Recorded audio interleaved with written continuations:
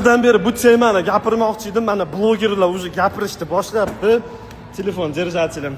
Bloger bo'lmasam ham o'zimni fikrimni aytib o'tmoqchiman shu temada. Akalar, bilasizlar, ko'pchiliginglar Andijon viloyatidanman. Sharxonda katta bo'lganman. Sharxonda kimlar ko'p? Sportmenlar juda ham ko'p. 10 yillab oldinlar chiqib yurishardi bolalar. O'sha u payt Instagram bo'lmasdi. Haqiqiy shu texnikani atrabatovich qilib Rossiya, Qozog'istonlarga borib urishib kelishardi.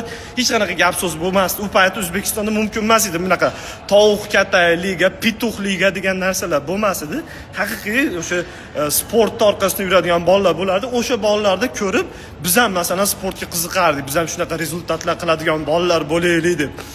Hozirgi holatda o'sha ko'ryapman, tovuq katay liga deganlar bor, bitta pituh chiqib qolib, deb tepaga qaraydi. Ularni ko'rgan yoshlar sportsmen bo'ladi demaydi. Men ham shu pituh bo'lay, bloger bo'lay deb ash narsaga qiziqadi.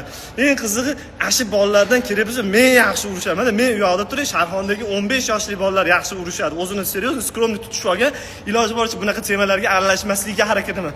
Sababi men nedostoyniman deb bilaman o'zimni. Ulardan kerak bo'lsa yaxshi mushottaman, yaxshi kurashaman. O'zim sharmanda qilmayman. Chunki haqiqiy sportsmenlar qanaqaligini men bilaman, o'z ko'zlarim bilan ko'rganman. O'sha Sharxonda yurganimizda ham, boshqa joylarda ham yurgan. Seriozno UFC'largacha chiqadigan sportsmenlarni aktivini ko'rsanglar qanaqa, klonlarni ko'rsanglar aktivini qanaqa.